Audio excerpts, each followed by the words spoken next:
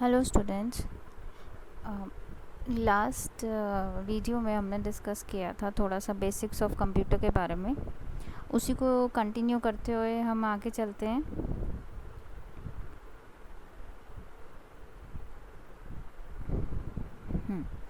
तो हम पहुंच गए थे मेमोरी पे। हमने मोटा मोटा डिस्कस किया था कि एक्चुअली में एक बेसिक जो वर्क फ्लो ऑफ कंप्यूटर है वो कैसा दिखता है। एएलयू है, इनपुट यूनिट है, कंट्रोल यूनिट है, आउटपुट यूनिट है और नीचे मेमोरी रहती है। ठीक है, तो मेमोरी हमने बात करी थी कि it is again divided into two parts, primary memory and secondary memory.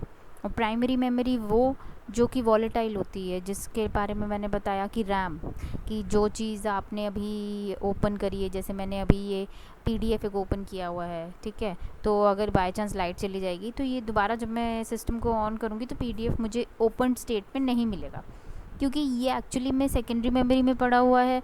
मैंने डबल क्लिक किया, ये ऑन होकर प्राइमरी मेमोरी में आया और फिर मुझे स्क्रीन पे दिखने लग गया।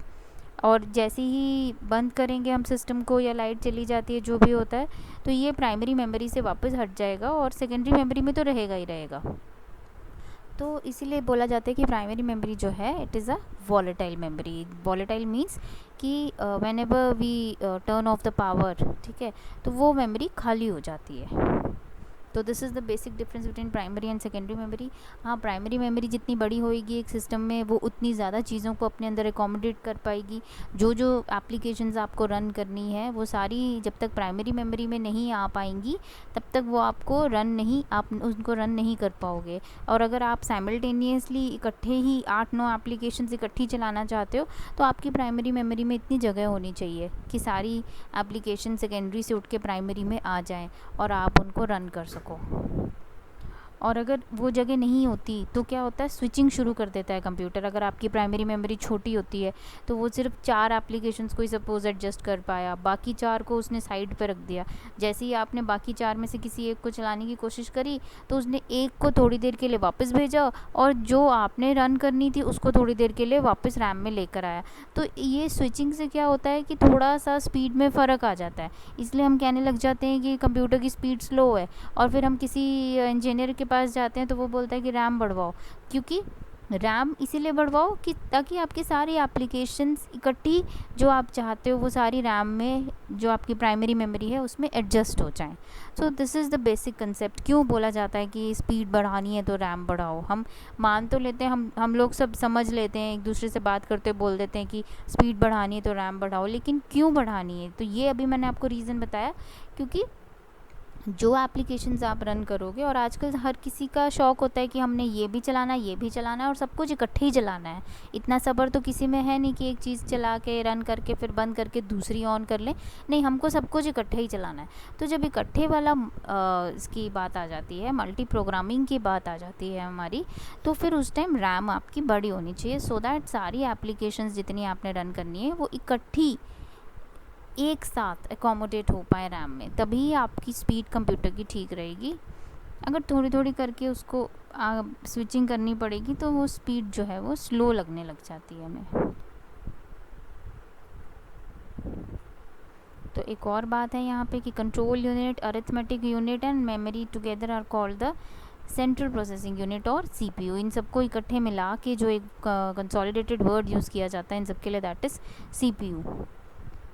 फिर उन्होंने थोड़ा थोड़ा हार्डवेयर सॉफ्टवेयर के बारे में बताया है। ये आप सबको याद ही है, हार्डवेयर सॉफ्टवेयर तो पता ही है, नाम से it is very much clear कि हार्डवेयर जो चीज़ें हार्ड हैं, ठीक है, लाइक जो डिवाइसेस हैं कंप्यूटर की, कीबोर्ड, माउस, पेरिफेरल्स जिनको हम कहते हैं। पेरिफेरल्स क्या होते हैं? It is a very common word, but ये हाँ कई बार ये एंट्रेंस टेस्ट में या कहीं पे आ जाता है तो बच्चे कंफ्यूज हो जाते हैं। पेरिफेरल्स मींस जो भी डिवाइसेस आप सिस्टम के आसपास लगी हुई देख रहे हो, attached devices with the system जो आपको आसपास दिख रही हैं, उन सबको हम पेरिफेरल्स कहते हैं। माउस हो गया, कीबोर्ड हो गया, स्पीकर हो गया, माइक हो गया, प्रिंटर हो गया, ये सब आसपास में जो डिवाइसेस लगी हुई हैं एक सिस्टम के साथ वो सारी पेरिफेरल्स हैं। ठीक है, नाउ हार्डवेयर।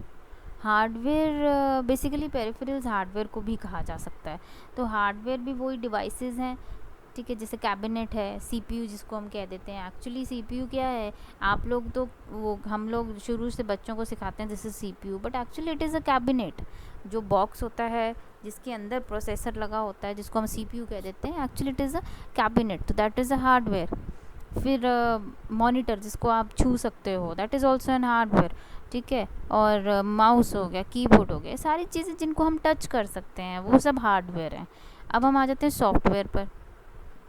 तो देखो ये डेफिनेशन तो हम कई बार ही बोल देते हैं कि we can see and touch are called hardware, लेकिन सॉफ्टवेयर के लिए आप कभी भी ऐसा नहीं बोलोगे कि जिसको हम देख नहीं सकते, जिसको हम छू नहीं सकते, वो सॉफ्टवेयर है, तो वो दैट इज़ रॉन्ग, ठीक है।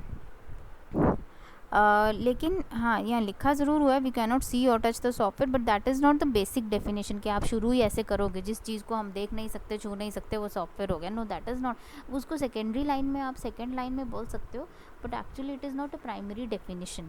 तो सॉफ्टवेयर क्या है, एस से सॉफ्टवेयर, एस से ही इसका डेफिनेशन शुरू हो जाता है, सेट ऑफ इंस्ट्रक्शंस और प्रोग्राम्स। कोई भी इंस्ट्रक्शंस प्रोग्राम्स जो आप कंप्यूटर में डाल रहे हैं, जिनसे कंप्यूटर आपका रन कर रहा है, प्रोग्राम्स बन रहे हैं, that is called a software.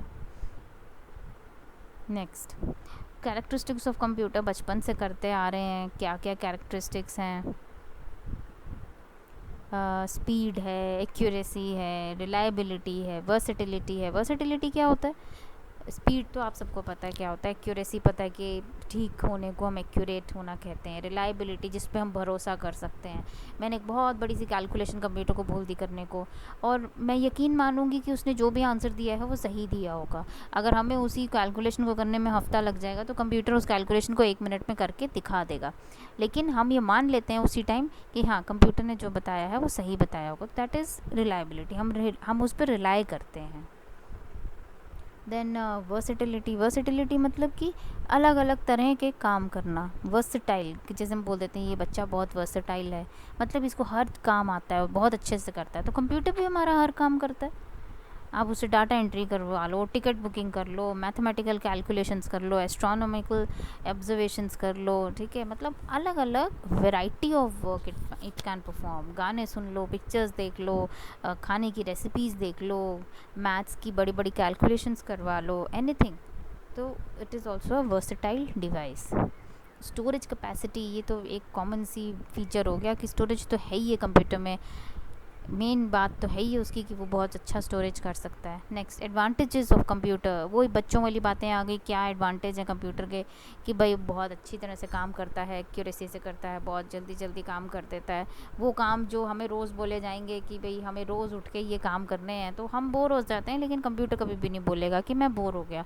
तो it can take up routine task अच्छी तरह से, और अच्छी तरह से उन टास्क को वो परफॉर्म कर सकता है। Now what are the disadvantages? जब एक चीज़ के एडवांटेज हैं तो ऑब्वियसली उस चीज़ के डिसएडवांटेज तो होंगे ही होंगे। तो कंप्यूटर का सबसे बड़ा डिसएडवांटेज यही है कि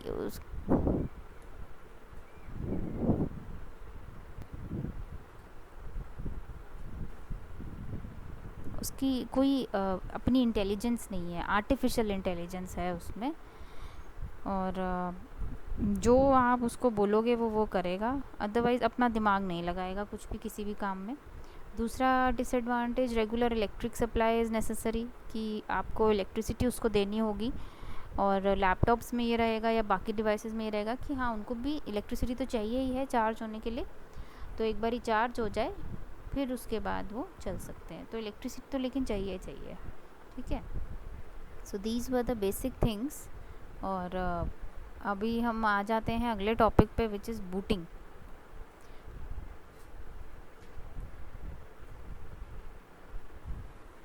यस, तो बूटिंग क्या है हमारा?